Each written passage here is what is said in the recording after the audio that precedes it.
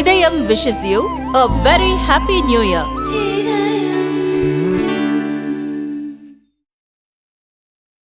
ஆண்டுதோறும் சீரும் சிறப்போடும் நடைபெற்றுக் கொண்டிருக்கின்ற உலக புகழ் பாலமேடு ஜல்லிக்கட்டு விழா வருகின்ற 15/1/2025 புதன்கிழமை காலை 7 மணி அளவில் சீரும் சிறப்போடும் ஜல்லிக்கட்டு விழா நடைபெற இருக்கிறது. அதற்கான அனைத்து பணிகளையும் கிராம கமிட்டி தலைவர் மச்சல் அவர்கள் தலைமையில் செயலாளர் பிரவீன், நானும் பொருளாளர் எம்டி கார்த்தி மற்றும் நிர்வாகிகள் அனைவரும் ஒன்றிணைந்து அதற்கான ஆயத்த பணிகளை செய்து கொண்டிருக்கின்றோம்.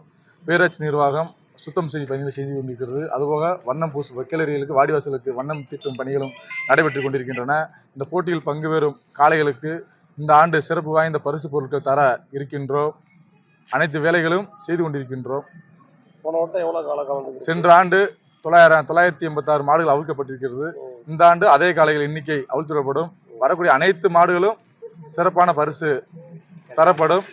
ஆன்லைன் முறைப்படிதான் ஜல்லிக்கட்டு காளைகள் பதிவு செய்யப்படும். அதன்படிதான் வரிசைப்படிதான் காளைகள் அவிழ்த்துவிடப்படும். வரக்கூடிய பொதுமக்களும் அவர்கள் எந்த ஒரு சிரமமின்றி பாதுகாப்பான முறையில் இந்த விழாவை கண்டுகளிக்கான ஏற்பாடுகளும் கேளர் அமைத்து அதற்கான எல்லா பணிகளையும் பேரூராட்சி நிர்வாகமும் மடத்து கமிட்டி நிர்வாகம் சேர்ந்து பணியாற்றிக் கொண்டிருக்கின்றோம்.